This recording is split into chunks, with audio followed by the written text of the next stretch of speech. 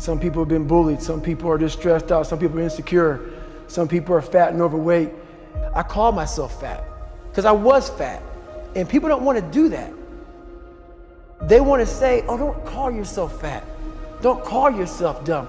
If you're not real and raw with who the f you are, nothing's going to change. In this nice new world that we live in, we want to hear, you're just a little big. No, man, you might be fat.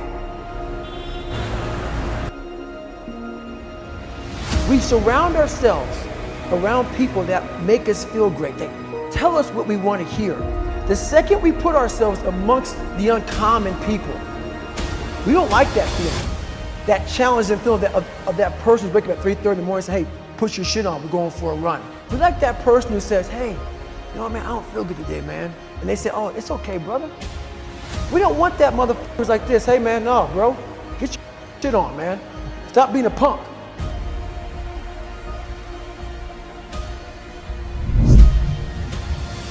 This is all about the quitting mind. So what's the quitting mind? So let's say it's day one of a job interview. We all know what it feels like. You have your clothes laid out. You got your food ready to go in the morning. You've been preparing for weeks and weeks and weeks. You show up and you bring your best self.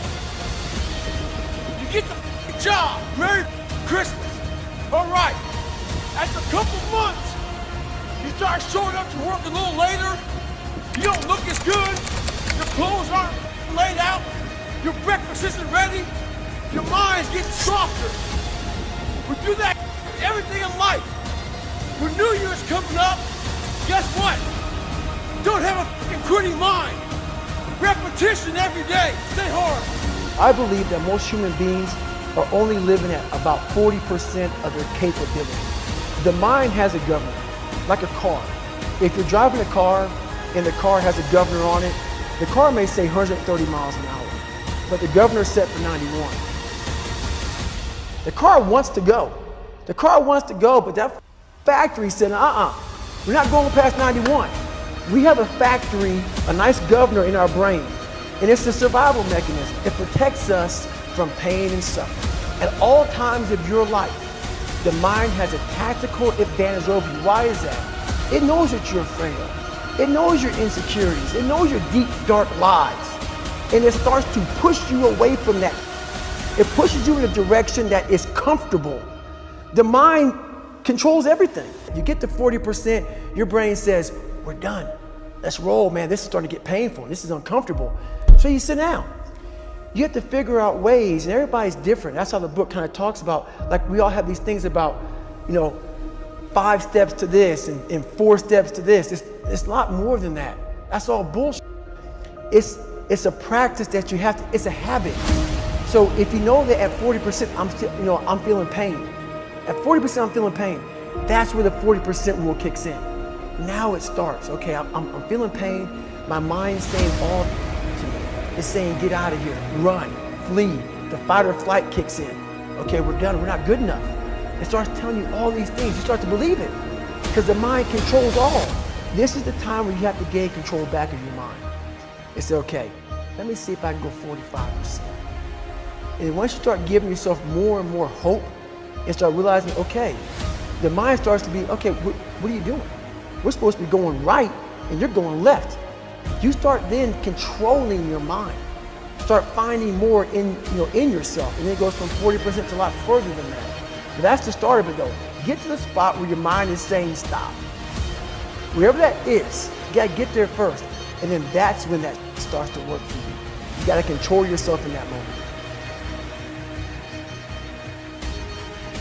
Well, it's that time of year again, we start to feel real happy. Why? Because we're not going to work. If you believe in Santa Claus and you celebrate Christmas, you're looking forward to Santa Claus coming down the chimney giving you some presents. It's a real good time of year. So in that good time of year, we start to feel real good about ourselves. Start to feel great. So we start making promises to ourselves about, hey, I'm gonna lose some weight. I'm gonna do better in school. I'm gonna be better here, be better there. But guess what happens? The real Merry Christmas happens when all of that noise is gone. It's quiet. And it's you against you. And now all those endorphins are gone. And I promise you, man, by getting up early and getting after it to go lose weight, study harder, guess what? It's a lot harder now. That repetition becomes a lot harder now. So a lot of us can't do things on our own. So find somebody in your life. So when you throw that towel in, they throw that motherfucker back at you and say you're not done yet. How are you gonna feel, man, when you accomplish this goal coming from that point? Coming from the fucking hell you came from. A lot of people start from a good starting point. They have a good foundation.